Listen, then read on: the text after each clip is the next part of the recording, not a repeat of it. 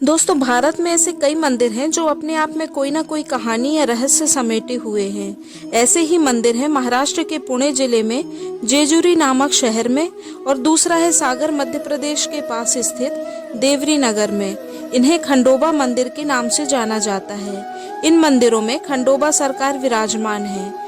मराठी में इन्हें खंडोबाची जेजुरी कहकर पुकारा जाता है। इन मंदिरों में विराजमान देवता को भगवान खंडोबा या खंडेराव सरकार कहा जाता है। इन्हें मार्तंड भैरव और मल्हारी जैसे अनेक नामों से भी पुकारा जाता है। यह भगवान शिव का ही दूसरा रूप है। भगवान खंडोबा घोड़े की सवारी करते हैं।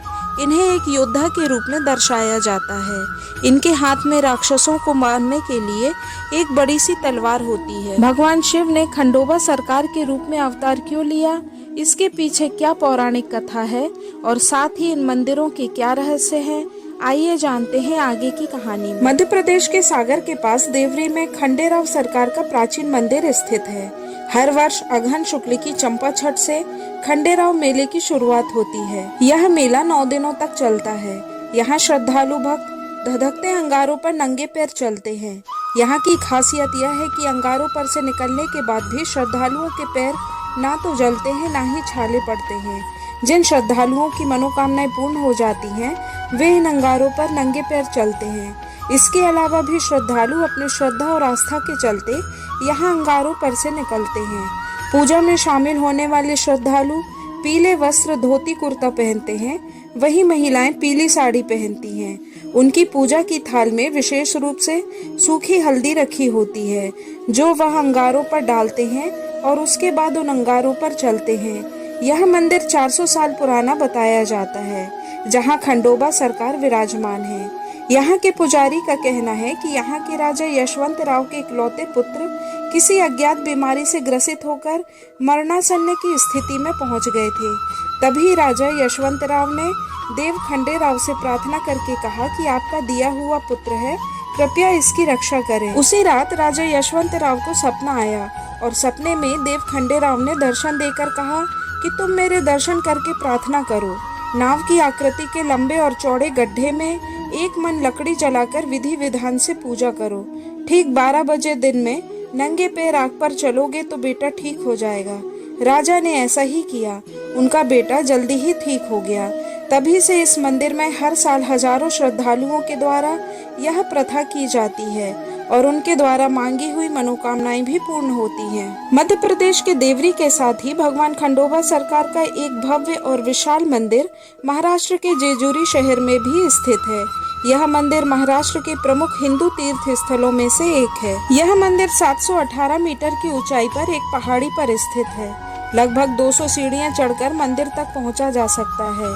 यह मंदिर एक पहाड़ी किले जैसा दिखता है और इसे जेजुरी किले के नाम से भी जाना जाता है।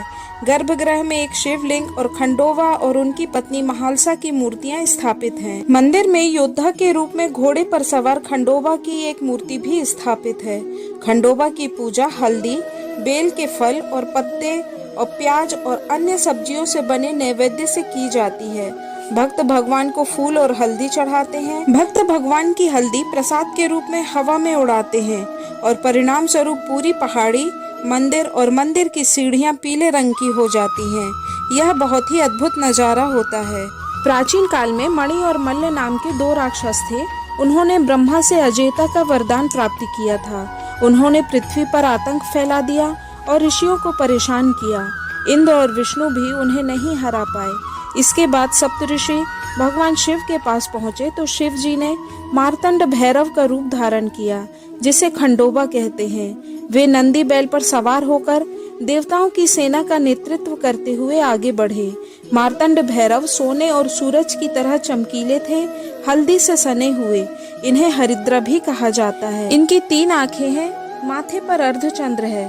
देवताओं ने राक्षसों की सेना का संहार किया और खंडोबा का युद्ध मणि और मल्ल से हुआ।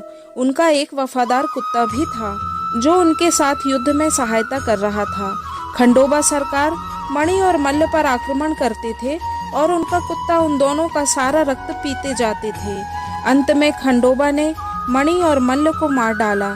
मरते समय मणि पश्चाताप के रूप में खंडोबा को अपना सफेद घोड़ा प्रदान करता है और वरदान मांगता है कि खंडोबा के हर मंदिर में वह मौजूद रहे। मानव जाति के कल्याण के लिए वह भगवान से प्रार्थना करता है। खंडोबा सरकार उससे प्रसन्न होकर उसे वरदान दे देते हैं। इस प्रकार वह एक देवता के रूप में बदल जाता है और खंडोबा सरकार के मंदिर में उपस्थित रहता है।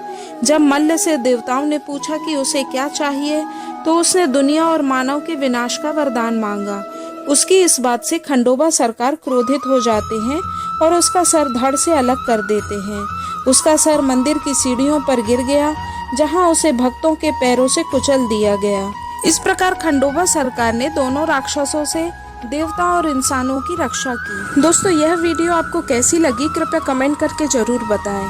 साथ ही चैनल को सब्सक्राइब करें, लाइक और शेयर करें। धन्यवाद। नमस्कार।